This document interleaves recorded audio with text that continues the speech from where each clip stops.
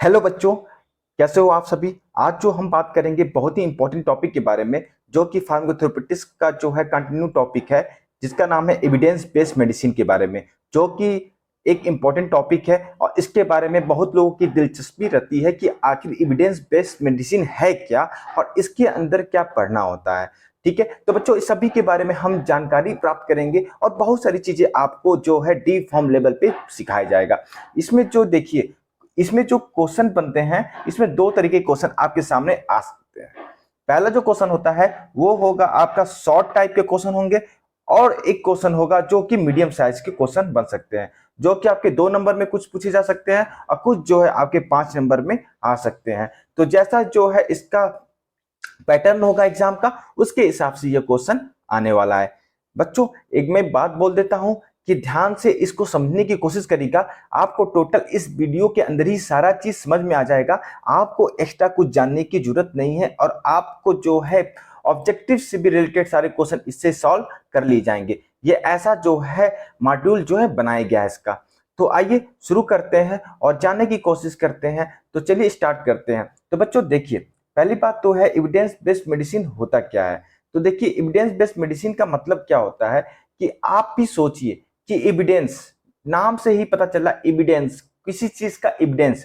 जैसे कि कोई भी जो है गुनाह कर दिया, ठीक है, कोई भी कोई है करप्शन कर दिया, कोई भी जो है कुछ भी करता है, तो हम क्या करते हैं, हमको उसका एविडेंस चाहिए। ठीक है, जैसे समझिएगा, कोई भी यदि कोई डॉक्टर है, ठीक है, और वो डॉक्टर जो है प्रैक्टिस करता है और उसकी प्रैक्टिस जो है एविडेंस बेस्ड प्रैक्टिस नहीं है, ठीक है, वो कुछ भी ले रहा है चूरन और दिए जा रहा है मरीज को, और मरीज सही भी नहीं हो रहा है, तो क्या उसका जो है क्लिनिक चलेगा?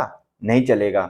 उसी प्रकार जो है एविडेंस बेस्ड जो है बहुत सारे काम होने चाहिए, जो कि साइंटिफिकली हो, जिसको जो है प्रॉपर जो है साइंटिफिकली मैनर में किया जाए। ये सारी चीजें जो है बहुत ही ज्यादा इंपॉर्टेंट होती हैं और उसका एविडेंस होना आवश्यक है। तो ये एविडेंस जो है एक टोटल एक सिंपल एग्जांपल के थ्रू मैं आपको समझाया। जैसे कि एक और मैं एग्जांपल आपको समझा देता हूं। तो बच्चों देखिए, हमारे पास जो है क्या नाम है कि 2 क्रीम है। एक सिंपल एग्जांपल है, मैं मेडिसिन से हट के थोड़ा बात करता हूँ कॉस्मेटिक के ऊपर। तो यहाँ पर जो है हमारे पास 2 क्रीम है, जो कि सन क्रीम है, ठीक है, सन क्रीम है। और दोनों ही क्रीम की कंपनियां जो है दावा करती हैं कि कोई भी पेशेंट जो है इस क्रीम को लगाने के बाद जो उसकी अल्ट्रावायलेट जो रेज होती हैं उससे बच पाएगा। ठीक है, तो क्या रियल में जो इनकी दावे हैं ये सही है? तो इसके लिए हम लोग एविडेंस का सहारा लेंगे, जिसमें रियल में इनके जो है इंग्रेडिएंट को देखेंगे कि रियल में इनकी कंपनी के जो इंग्रेडिएंट हैं और वो जो है दावा कर रहे हैं कि ये अल्ट्रावायलेट जो है बी रेस से, ठीक है, हमें बचाएगी, तो क्या रियल में ही बचाती है? तो हम उसमें जो है मोबाइल में सर्च करके और उसमें जो है एविडेंस बेस का तलाश करेंगे कि क्या क्या जो है अल्ट्रावायलेट से मुझे बचाएगी। उसके हिसाब से हम उस कंपनी के प्रोडक्ट को चूज करेंगे। ठीक है, जो जिस कंपनी में जो है जिंक की मात्रा होगी, ये मात्रा होगी, वो सारी चीजें हम इसका चेक करेंगे। ना कि हम उस कंपनी की हम कलर को देखेंगे कि किस कलर की है, बहुत सुंदर बना हुआ है, ये वो ऐसे नहीं करना है बच्चों। ठीक है, तो इस चीज का हमें ध्यान देना है, ये बहुत ही ज्यादा इंपॉर्टेंट होती है। तो आई होप आपको समझ में आ गया होगा बच्चों कि एविडेंस बेस का कितना बड़ा इंपॉर्टेंट है।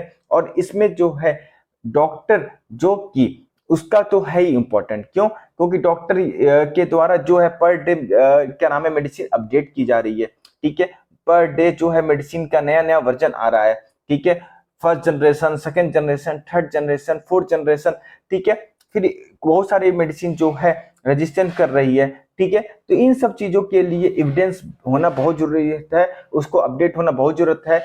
यहाँ तक कि हमें जो कि यदि कोई प्रैक्टिस कर रहा है, क्लिनिकल नॉलेज लगातार ले रहा है और उसमें जो है वो मेडिसिन यूज करते जा रहा है पर उसके पेशेंट पे वो असर नहीं हो रहा है, तब भी वहां पर जो है वो फ्लॉप कर जाएगा, वो इंसान फ्लॉप कर जाएगा, उसकी प्रैक्टिस फ्लॉप कर जाएगी, क्योंकि वो अपडेट अपने आप को नहीं कर रहा है।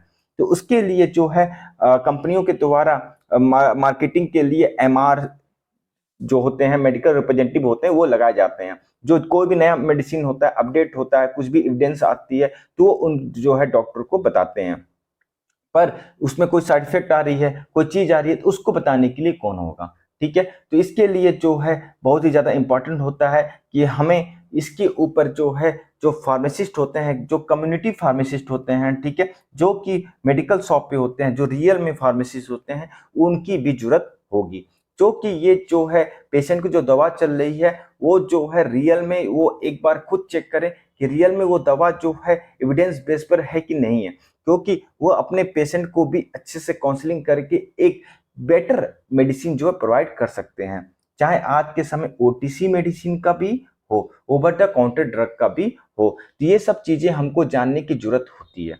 फिर यहाँ पर जो होते हैं डिफरेंट डिफरेंट ब्रांच के फार्मासिस्ट भी होते हैं, जिनका अपना अपना रोल होता है, चाहे क्लिनिकल फार्मासिस्ट हो और चाहे फार्मासिस्ट हो।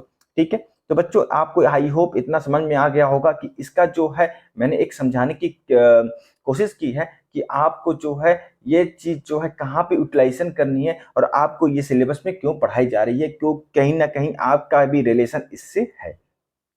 अब आते हैं कोर्स पे और सिलेबस पे समझने की कोशिश करते हैं। तो मेरे सामने जो है यहाँ पर पहले एक डिफिनेशन दी गई है जो कि एग्जाम में बहुत ही ज़्यादा इंपॉर्टेंट होती है, और इस डिफिनेशन को बिना लिखे आप आगे बढ़ ही नहीं सकते, क्योंकि आपको ये पूरे नंबर दिलाती है। तो इस डिफिनेशन को देखते हैं। तो ये डिफिनेशन कहती क्या है? Systematic approach to the clinical problem solving. ठीक है, एक तरह का सिस्टमेटिक सिस्टम जो आते हो ना, सिस्टमेटिक कोई चीज चलना, ठीक है, सिस्टमेटिक ट्रेन का चलना, सिस्टमेटिक बस का चलना, उस तरह सिस्टमेटिक अप्रोच है, धारणा है clinical problem solving which is allowed to integration of the best available research evidence with the clinical expertise and the patient value. मतलब कि अपने पेशेंट को, ठीक है, एक एविडेंस बेस्ड मेडिसिन प्रोवाइड करना अपने क्लिनिकल एक्सपर्टीज के द्वारा एक फिजिशियन को। ठीक है, तो इसमें जो है बहुत ही ज्यादा इंपॉर्टेंट होता है कि जो भी नई चीज अपडेट हो रही है, जो भी नया चीज बदलाव हो रहा है, उसके लिए जो एक क्लिनिकल एक्सपर्टीज का होना आवश्यक है। आज के समय जो है आप बड़े हॉस्पिटल में चले जाएंगे तो वहां पर आपको बच्चों फार्मेसी एंड थेरेप्यूटिक कमेटी होती है। ठीक है, जो भी एनएबीएच हॉस्पिटल है जैसे कि फोर्टिस है, अपोलो है, मेदांता है, तो वहां पर जो है एक टीम होती है जो कि पर डे अपडेट जो भी हो रहा है मेडिसिन रिलेटेड उस पर ये जो है नजर रखती है, चाहे डिक्शनरी बनाना हो या हॉस्पिटल फॉर्मूलरी बनाना हो, और चाहे जो भी जो है बदलाव हो रहा हो। ठीक है, तो उसके लिए एक अलग टीम होती है जो कि इस पर नजर रखती है। ठीक है, तो आज के समय जो है ये एविडेंस बेस्ड मेडिसिन का रोल बहुत ज्यादा बढ़ गया है, और अपनी अपनी जो है यदि आप इस पे अपडेट नहीं रहते हैं तो आप जो है कहीं ना कहीं अपने आप को पीछे पाते हैं। तो यहाँ पर जो है ये सिस्टमेटिक अप्रोच है जो कि क्लिनिकल प्रॉब्लम सॉल्विंग जो है जो भी हो रही है उसको जो है सॉल्व करना है इसके थ्रू, और इसमें जो है अलाउ करता है कि integration of best available research evidence medicine, ठीक है, for clinical expertise and patient की वैल्यू। तो यहाँ पर आई होप आपको ये याद हो गया होगा। उसके बाद जो है एक फिगर देख लेते हैं। ये फिगर का एक बहुत बड़ा रोल है जो कि डिफिनीशन को जो है बताता है। तो इस डिफिनीशन को जो है बताने के लिए ये क्या बोल रहा है, क्लिनिकल एक्सपर्टीज मतलब कि फिजिशियन के बारे में बोल रहा है जो कि होना चाहिए। बेस्ट एविडेंस मतलब मेडिसिन को लेकर बोल रहा है जो कि एक बेस्ट एविडेंस होना चाहिए, और पेशेंट की वैल्यू मतलब कि पेशेंट को एक कॉस्ट इफेक्टिव हो, बेनिफिशियल हो, और एक बेस्ट क्लिनिकल एविडेंस हो जिसका जो है उसकी बॉडी पे जाकर उस मेडिसिन का असर हो रहा हो। ठीक है, ये नहीं कि वो मेडिसिन चलाई जा रही है जो कि बहुत महंगी है और उसका कोई भी जो है इफेक्ट नहीं आ रहा हो। ठीक है, क्योंकि उसका इफेक्ट जो है सो ही ना कर रहा हो किसी रीजन वक्त। ठीक है, बहुत सारे दूसरे रीजन हो सकते हैं। तो ये सारी चीजें जो है बहुत ज्यादा इंपॉर्टेंट होती हैं। तो इसमें जो है एविडेंस बेस्ड मेडिसिन में इन तीनों का, पहला जो है क्लिनिकल एक्सपर्टीज का, दूसरा है बेस्ट एविडेंस का, और तीसरा जो है पेशेंट वैल्यू का, इन तीनों का इंपॉर्टेंट होना चाहिए। और ये आप अपने एग्जाम में भी यह फिगर बनाएंगे। ठीक है, तो ये चीज रहा। अब इसके बाद आता है एक ऑब्जेक्टिव क्वेश्चन के ऊपर जिसका मैं लास्ट में आपको आंसर दूंगा। यदि आपको इसका आंसर पता है तो आप कमेंट बॉक्स में लिख सकते हैं। Evidence based medicine is the systematic approach to identify the most appropriate strategy for the managing an individual patient. This approach is based on which of the following. ठीक है, तो यहाँ पर पूछ रहा है कि जो सिस्टमेटिक अप्रोच है, ठीक है, best identified the appropriate strategy of managing the individual. किसी पेशेंट को यदि कोई मेडिसिन आप प्रोवाइड कर रहे हो तो बेस्ट एविडेंस बेस्ड मेडिसिन देखना है, तो वहां पर जो है ये अप्रोच किस पे बेस होना चाहिए। ठीक है, पहला बोला एडवाइस, ठीक है, advice gleaned from the recently publish literature. ठीक है, सेकंड बोला strategy effective in the previous patient. ठीक है, जो कि प्रीवियस पेशेंट का होना चाहिए। या थर्ड है analyse of the relevant medical literature. और फोर्थ बोल रहा है advice given by mentor of colleagues. ठीक है, तो ये चार ऑप्शन आपके सामने है, इसके आंसर आप कमेंट बॉक्स में दीजिए। अब आज के आगे आते हैं एविडेंस बेस्ड मेडिसिन के बारे में। कॉन्सेंटियस, सेकंड है एक्सप्लिसाइट और थर्ड है जुडिशियस। इन तीनों बातों का हमें ध्यान देना बहुत ज्यादा इंपॉर्टेंट होता है। तो कॉन्सेंटियस, एक्सप्लिसाइट और जुडिशियस। ठीक है, अब देखिए the aim of the evidence based medicine is the integrate to experience of the clinician to value of the patient. ठीक है, value of the patient and the best available scientific information of the guide. देखिए मैं यही बात बोलना चाह रहा हूँ कि कोई भी मेडिसिन है उसका बार बार आप एक 3 वर्ड आप पकड़ लीजिए इसमें। पहला साइंटिफिक इंफॉर्मेशन, दूसरा एविडेंस बेस्ड होना चाहिए और तीसरा अपने पेशेंट की वैल्यू की बात की जाइए। ये 3 बातों को यदि आप लिखते हैं तो आपको कोई दिक्कत नहीं। यही 3 बातें जो हैं आपको आगे पीछे दाएं बाएं करके लिखनी होती है। ठीक है, तो यहाँ पर भी है, तो जिसमें कि हमको यहाँ पर एविडेंस बेस्ड होना चाहिए, इसमें क्लिनिकल मैनेजमेंट होना चाहिए, उसमें एविडेंस बेस्ड का मेडिसिन का यूज किया जाना चाहिए। ये सारी चीजें बार बार रिपीट कर रही हैं। The term was originally used the describe the approach of the teaching of practice of the medicine, improve the decision of individual the physician. ठीक है, अब देखिए सिग्निफिकेंट, इसका क्या सिग्निफिकेंट है, इसका फायदा क्या है। अब आप ही सोचिए कि इतना कुछ जान लिए, पूरा ग्रंथ पढ़ लिए पूरा, ठीक है, तो आपको सिग्निफिकेंट नहीं पता चल जाएगा इसका क्या फायदे हैं। ठीक है, सिग्निफिकेंस क्या होना चाहिए, तो ये पहला सिग्निफिकेंस से बात कर रहे हैं। The use of the evidence based medicine is crucial in the maintaining quality medicine care and ensuring the good clinical outcome.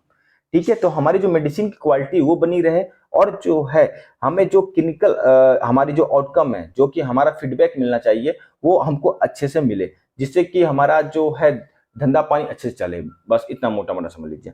ठीक है, it providing cost effective medicine care. हम हमारा पेशेंट है उसको हम 50,000 की दवाई लिख दे रहे हैं, तो ये क्या कोई अफोर्डेबल है? आपके पास दोबारा तो आएगा ही नहीं। एक बार तो आया आपके क्लिनिक पे, दोबारा तो आएगा नहीं। तो हमें ऐसा कॉस्ट इफेक्टिव लिखना है जिसके कारण पेशेंट जो है उस मेडिसिन सही भी हो जा रहा है और आपके पास दोबारा पूछने भी आए, लेने भी आए मेडिसिन। तो उसको ऐसे उसके कॉस्ट इफेक्टिव मेडिसिन लिखनी है। थर्ड है आपकी it provide consistency of treatment and optimum outcome. हमें उसको कंसिस्टेंसी ट्रीटमेंट प्रोवाइड कराते रहना है, ये नहीं कि एक बार ट्रीटमेंट दिए भूल गए फिर उसको जो है दिक्कत कॉज कर गया। तो ये सब चीजें हमको ध्यान देनी होती है। ठीक है, और क्या नाम है कि जो उसका आउटकम हो वो ऑप्टिमम हो। ठीक है, it help to stabilize the national standard for the patient care. Patient care के लिए एक नेशनल स्टैंडर्ड होना चाहिए जो कि प्रोवाइड कराना चाहिए। It keep doctor and other health care professional update. और हमेशा डॉक्टर हो चाहे फार्मासिस्ट हो चाहे नर्स हो, इनको हमेशा अपडेट रहने की जरूरत है। It identified and promote the practice that work, eliminate those that are ineffective and harmful. तो हमें ये आइडेंटिफाई करना है कि कौन चीजें जो है एलिमिनेट करनी है, हटानी है, और कौन चीजें डालनी है। ठीक है, यहाँ पे it identify and promote the practice that work, जिसपे हमको वर्क करना है, एंड एलिमिनेट दोज दैट, तो हमें वो चीज ऐड करनी है जो चीजें फायदेमंद हो हमारे पेशेंट के लिए, हमारे क्लिनिक के लिए, हमारे लिए, और जो वो चीजों को हटा देनी है जो कि हार्मफुल हो हमारे पेशेंट के लिए चाहे हमारे लिए। ठीक है, इन बातों को हमें ध्यान देना है। तो ये सिग्निफिकेंट होने चाहिए एविडेंस बेस्ड मेडिसिन के। ठीक है, अब नेक्स्ट स्लाइड देखते हैं।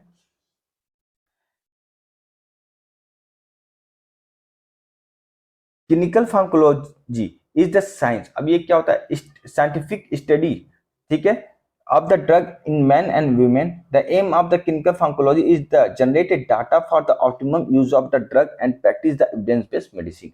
The randomized control clinical trial is considered the providing the most reliable evidence for the effectiveness of the drug. तो यहाँ पे ये बोला आरसीटी जो है, रेंडमाइज कंट्रोल क्लिनिकल ट्रायल जो होता है, ये मोस्ट भरोसेमंद, ठीक है, रेलेबल एविडेंस है और इसका यूज करना। तो हमें जो आरसीटी होती है इसको जो है बहुत ही भरोसेमंद माना गया एविडेंस बेस में। अब ये क्या है, अभी आगे मैं आपको पिरामिड समझाऊंगा जो कि आपको और समझ में आ जाएगा। यहाँ पर ये देखिए, यहाँ पर दिया गया है जिसमें ये बोला है जो रेंडमाइज क्लिनिकल ट्रायल है इसको बहुत ही भरोसेमंद माना गया है। ठीक है, यहाँ पर ये रहा आपका, जो कि जब क्लिनिकल ट्रायल्स करते हो तो अब डिफरेंट डिफरेंट टाइप्स भी आते हैं जो कि इसमें की जाती है। बच्चों बस इतना समझ जाओ, तो इस सबसे जो इंपॉर्टेंट होता है आपका ऑब्जेक्टिव क्वेश्चन बन जाएगा, तो इसमें लिखते हैं ना आरसीटी सबसे भरोसेमंद माना गया है।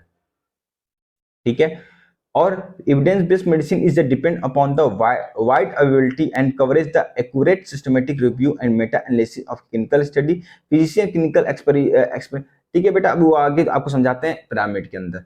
अब देखिए यहाँ पे the practice of the evidence based medicine involve 5 essential step. 5 essential step इसमें इन्वॉल्व होते हैं जो कि आपको यहाँ पर दिया गया है। कौन कौन से एसेंशियल स्टेप है? पहला है frame patient scenario into the clinical question. Second है आपका systematic retrieve based evidence available.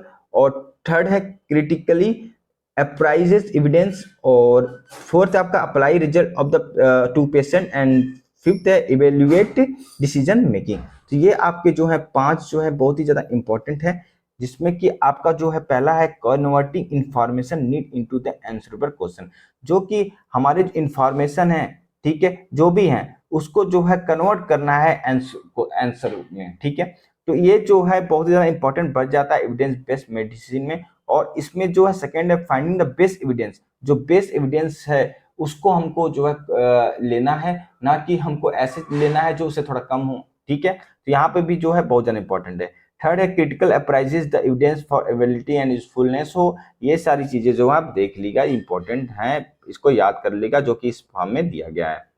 अब यहाँ पे एक पिरामिड है, एक चीज बता दे रहा आपको, क्लिनिकल ट्रायल्स होती हैं जो कि आपको जो है pre clinical trials, clinical trials जो होती हैं इसमें जो है मेडिसिन को बनाई जाती है, फिर उसको ट्रायल की जाती है और उसके बाद जो है पोस्ट मार्केटिंग में जो है डाली जाती है, मतलब मार्केट में डाली जाती हैं।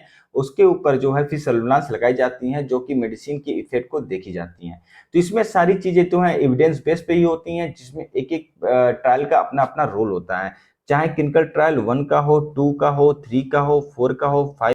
तो यहाँ पर जो है इंपॉर्टेंट है, जिसमें कि आप देख सकते हैं कि यहाँ पर हमको एक पिरामिड दिया गया है, जिसमें कि हमको सबसे रिलेबल जो कि भरोसेमंद बोला गया है रेंडमाइज क्लिनिकल कंट्रोल ट्रायल का है, जो कि प्राइमरी के अंदर आता है। ठीक है, तो इसमें सबसे पहले आता है एक्सपर्ट ओपिनियन, जो कि सबसे कम होता है और सबसे कम एविडेंस वाला होता है, जिसमें कि आप इसके आधार पर किसी चीज को नहीं डिसाइड कर सकते हैं कि ये एविडेंस है, इसका यूज हो रहा है। ये तो एक ओपिनियन है जो कि एक नॉर्मल वे में रहता है। ठीक है, फिर उसके बाद है केस सीरीज केस रिपोर्ट, जैसे कि पेशेंट का रिपोर्ट हो गया, इसमें क्या है, सेक्स क्या है, मेल है कि फीमेल है, डेट उसकी, तो ये चीज को पे आधार पर भी ये चलता है। फिर एक केस कंट्रोल स्टडी होती है, उसको भी देख सकते हैं, कोरेंट स्टडी भी होती है, रेंडमाइज कंट्रोल ट्रायल्स भी होता है, और सिस्टमेटिक रिपोर्ट जो होता है सेकेंडरी होता है, जो कि इन सभी के आधार पर इसको बनाया जाता है। ठीक है, तो यही जो है सबसे इंपॉर्टेंट होता है। और प्राइमरी में यदि पूछ दे तो रेंडमाइज कंट्रोल ट्रायल जो होती है सबसे रेलेबल होती है, सबसे भरोसेमंद होती है, इसको आप जरूर लिखिएगा। तो बच्चों यही जो है बहुत ही एक बढ़िया टॉपिक है जो कि आपके शॉर्ट क्वेश्चन में बनने के आसार होते हैं। और इसमें जो है ये कुछ चीजें आप याद कर लीजिएगा, बहुत सारी चीजें हैं। तो इसमें आपको पहले तो इसमें एक चीज है, पहला तो इसमें पिरामिड आपको पता होनी चाहिए। ये पिरामिड आपको एग्जाम में बनाना ही बनाना है, ठीक है, तभी आपको नंबर मिलेगा। फिर जो है ये 5 स्टेप जो है आप याद कर लीजिएगा, ये इस स्टेप को आपको एग्जाम में लिखना है, तभी आपको नंबर बढ़ेंगे आपके। और सबसे इंपॉर्टेंट जो है आपको ये चीज या पता होनी चाहिए कि ये चीज आपको एग्जाम में बनानी है, तभी जाके आपके जो है नंबर पे असर आएगा और आपके ऑब्जेक्टिव क्वेश्चन के लिए भी तैयार हो जाएगा। तो बच्चों कैसा लगा वीडियो जरूर बताइएगा, और कोशिश मैं करता हूँ कि बहुत ही इजी लेक्चर में आपको लूँ। तो आज के लिए बच्चों इतना ही, और यदि आप चैनल पे नए हो चैनल को लाइक सब्सक्राइब और शेयर करना ना भूलो। ठीक है, फिर मिलेंगे नए वीडियो के साथ। आज के लिए इतना ही, थैंक यू।